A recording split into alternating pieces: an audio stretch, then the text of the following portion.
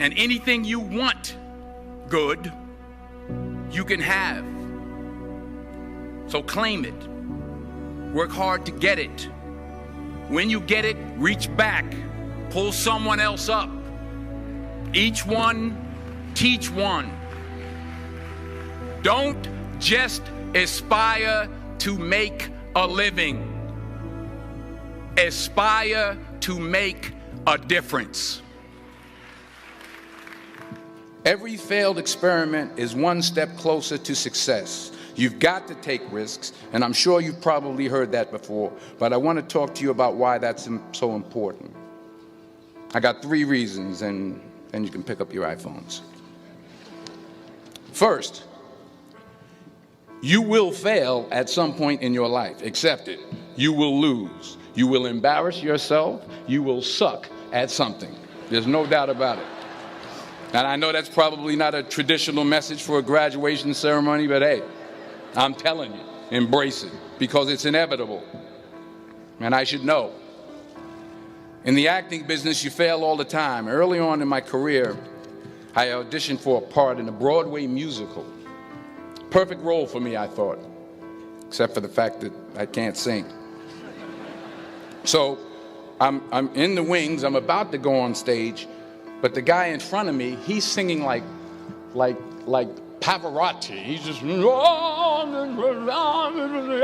he's just going on and on and on. And I'm just shrinking. I'm getting smaller and smaller. So they say, oh, thank you very much, and you'll be hearing from us. So I come out with my little sheet music, and it was Just My Imagination by the Temptations. That's what I came up with.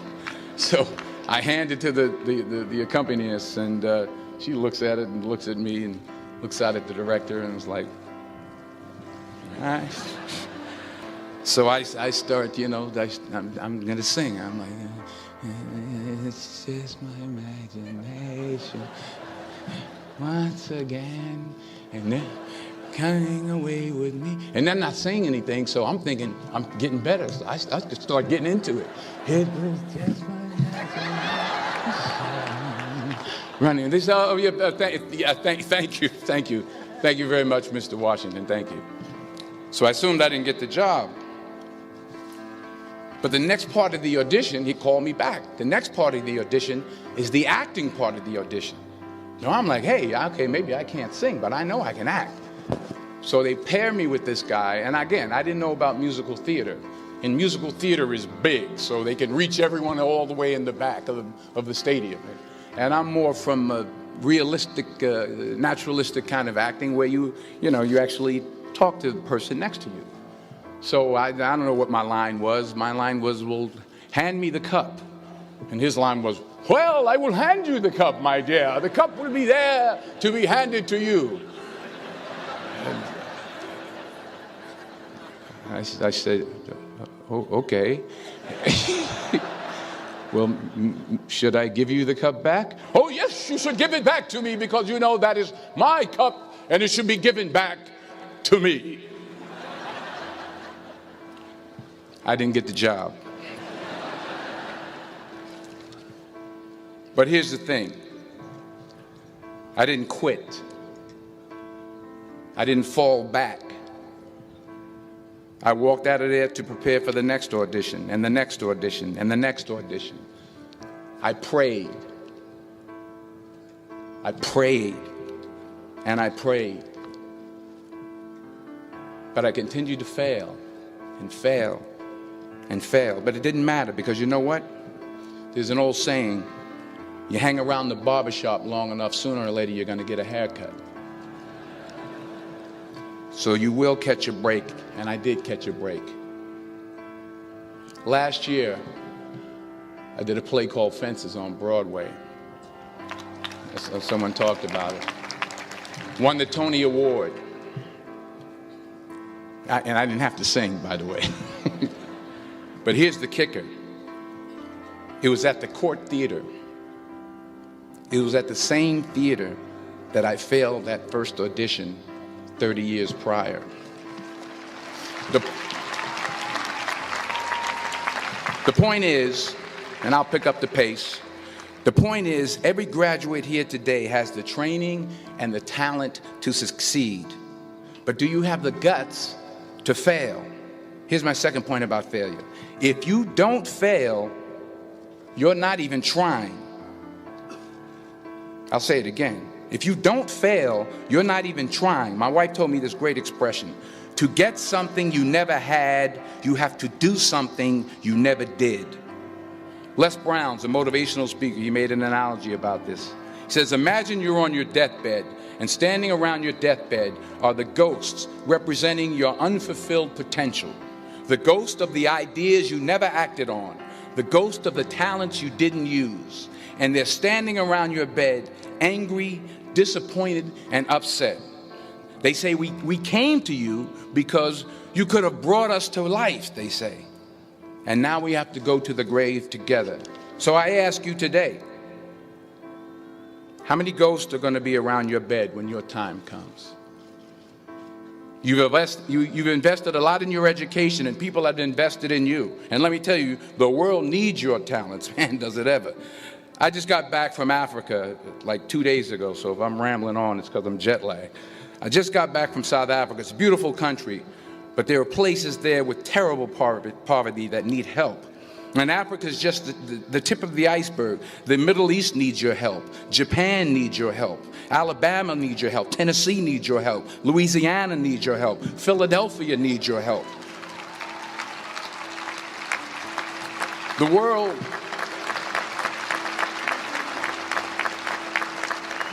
world needs a lot, and we need it from you. We really do. We need it from you young people. I mean, I'm not speaking for the rest of us up here, but I know I'm getting a little grayer.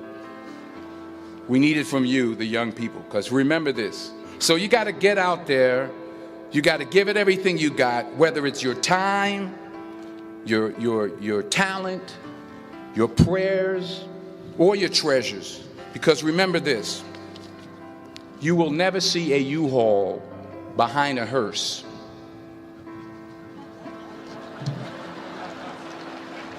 I'll say it again. You will never see a U-Haul behind a hearse. You can't take it with you.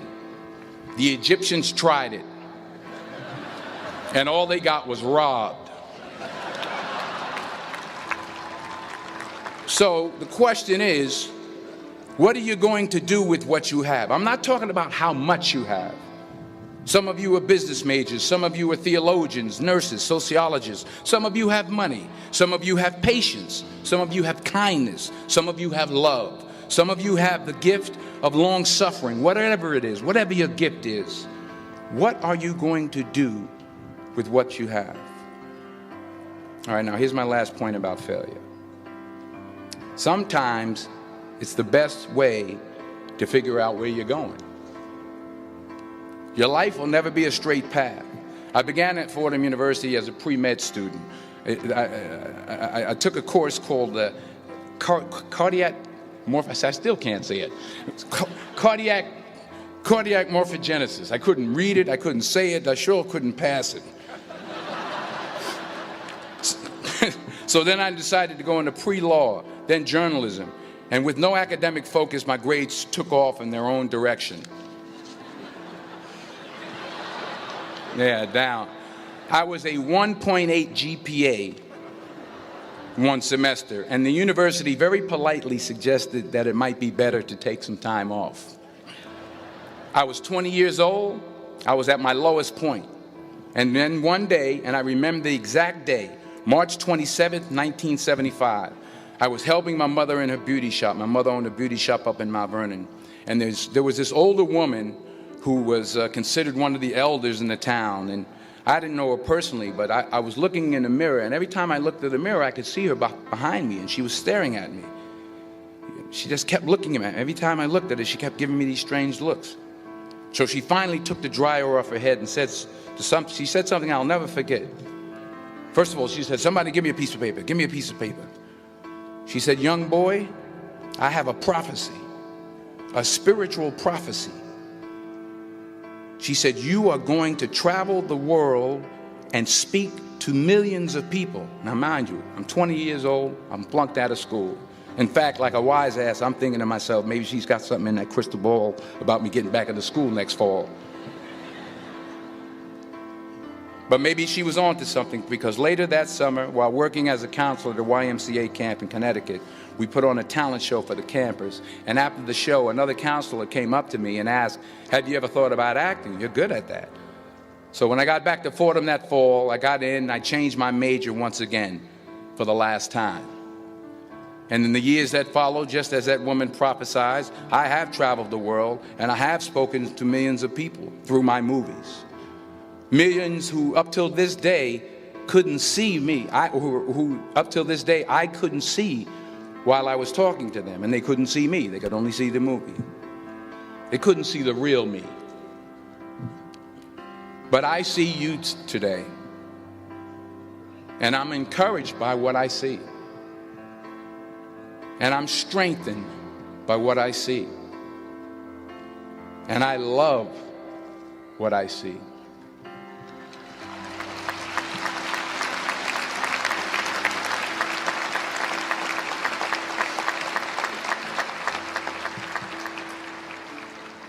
One more page, and I'll shut up.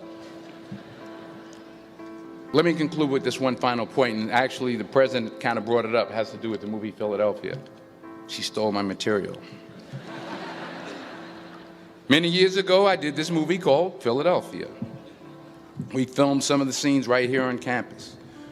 Philadelphia came out in 1993. Most of you were probably still in diapers. Some of the professors, too. But that cracked me up. But it was a good movie. Rent it on, Netflix. It's a good movie. Rent it. I get 23 cents every time you rent it. Please, rent it. True. Parents up there, rent it. Netflix, please.